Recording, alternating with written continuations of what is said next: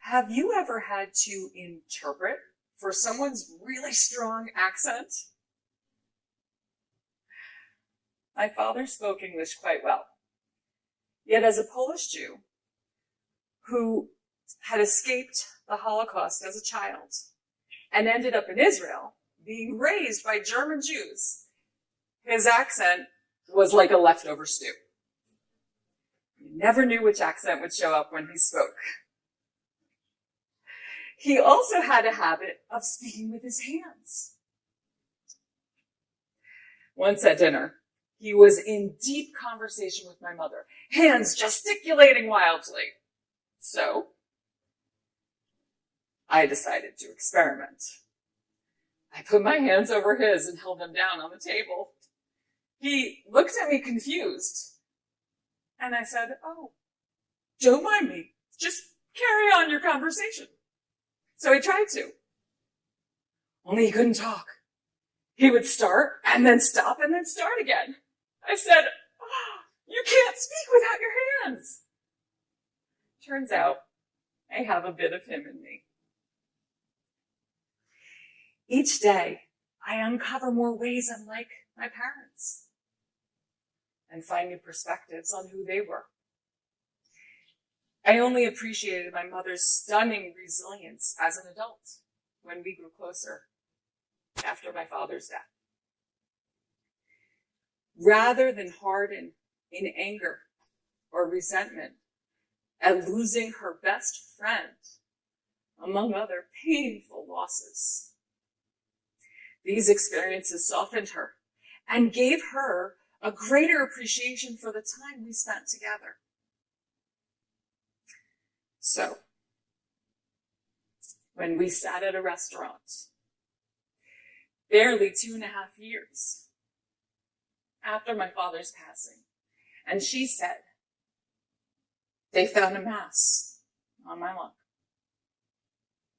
I felt my own lungs constrict in fear. And while I couldn't have imagined the pain-filled journey of her cancer, the lessons I learned from it have been extraordinary.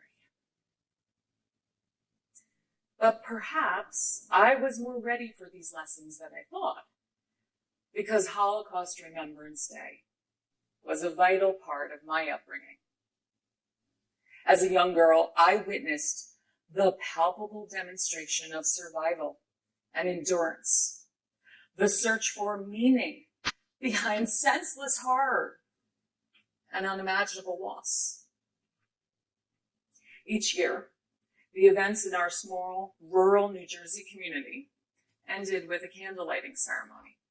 The survivors would walk down the long auditorium aisles, carrying a lit candle up to the stage, followed by their children and grandchildren. Walking my father's path, I moved slowly, my little hands cupped around the flickering flame of my candle as I made my way up to set it with the others. In this ever-changing world, Jews hold tight to the past. Not surprisingly, a 2013 Pew Research Center study revealed that 73% of Jewish Americans found remembering the Holocaust to be an essential part of their Jewish identity. In fact, there is a word for this, zachor, or act of remembrance. Because we don't just memorialize the past, we reenact, even relive it, to ensure that more than honoring the events that took place, we find meaning in them, learn lessons from them, and gather information on how those events might impact the future. Every year, we retell the whole story of Passover. Even the children get involved. One Passover, The children put on a televised program with breaking news from our reporter on the scene in Egypt, where plagues had broken out all over.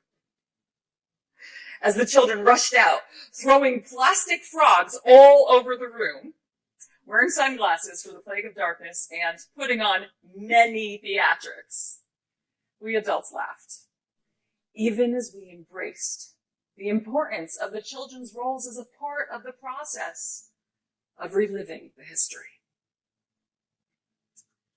So, after my mother's death, I came to a profound realization. Loss is the only guarantee in life. And remembering is a necessity to gain a deeper understanding of how it affects the way we live after our losses. And while I've reflected on my heritage, I've come to realize that we can capture this act of remembrance in the personal losses we experience. We can relive those we've loved and lost in the stories we tell. The good, the painful, the mundane. We can also reflect on our experiences with that person to gain a deeper understanding from them, which can help us in moving forward with that loss. When my mother's cancer hit complication after complication, the doctors repeatedly said, "This is so unexpected." Her response? Well, nobody ever expected the Spanish Inquisition.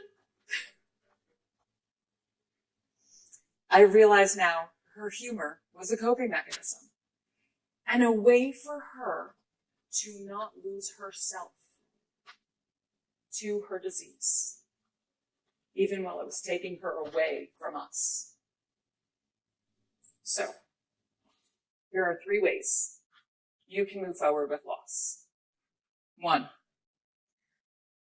honor your losses by reliving those you've lost. 2, learn the lessons of reflection. And 3, look for a deeper understanding for your future. When we relive those we've lost, we remember all of who they were to us. This helps keep them alive in our hearts and memories. When we reflect on who that person was, we may uncover things about them, gain a deeper understanding of who they were, and learn lessons we can apply in our own lives. And with a deeper understanding of how that particular loss impacts you, you can gain a critical awareness for how to move forward into your own life in a healthy and fulfilling way.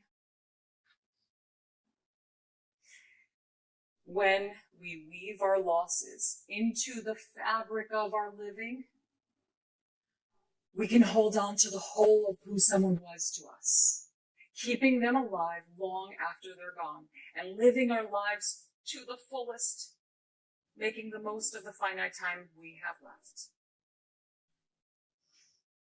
To quote one of my favorite artists, Mumford & Sons, "In these bodies, we will live. In these bodies, we will die.